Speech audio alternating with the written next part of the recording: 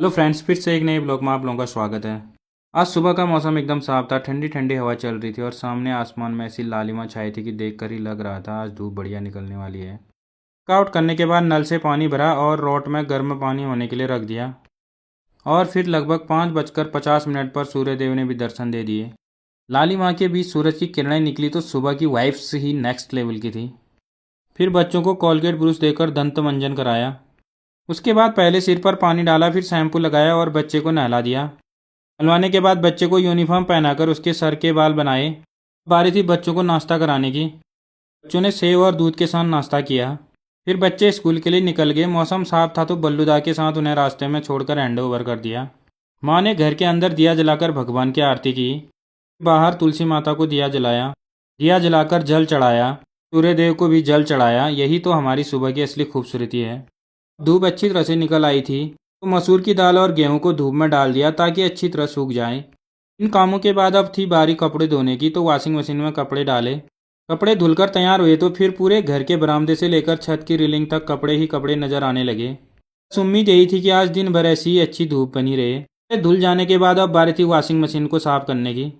Washing machine साफ करने के बाद उसके अंदर लगे हुए सामग्री को साफ किया।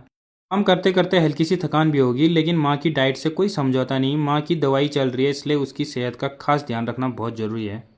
मैंने भी सोचा अपने लिए भी कुछ ऐसा बनाया जाए जिससे शरीर को थोड़ी एनर्जी मिले। सबसे पहले काजू बादाम डाले, ड्राई फ्रूट को मिक्स करके पाउडर बनाया, फिर उसमें केला और सेव डाला, थोड़ी चीनी डाली और आखिर में ताज़ा उमला हुआ दूध डाल दिया। फिर इन सबको अच्छे से मिक्स कर दिया। फिर तैयार हुआ मेरा आज का होममेड बूस्टर शेक। अब बारी थी इसका स्वाद लेने की, और स्वाद जो था ना नेक्स्ट लेवल था। आराम से बैठकर पिया और सच बताऊं शरीर में फिर से जान से आ गई। लेकिन आराम ज़्यादा देर का नहीं था। घर के आंगन की दीवारों और किनारों में काफ़ी काई जम गई थी तो उसे निकालने में लग गया। काफ़ी तेज हो गई थी तो छाता लगाकर काम किया। इसी बीच वाइफ जंगल से पिरूल लेकर आ गई। माँ और वाइफ ने दोनों मिलकर पिरूल पूरे आंगन में फैला दिया। बच्चों का स्कूल का टाइम हो गया तो उनको लेने निकल गया घर से। तो मैं पहुंचने वाला ही था तब तक बच्चे नीचे आ गए थे। रास्ते में पहुंचे ही थे। हाथी जंगल से गाय बैलों को चराकर घर ला रहा था। घर पहुंचते ही बच्चे अपनी स्कूल यूनिफॉर्म बदलने लगे और मैं सीधे नौले में नहाने चला गया।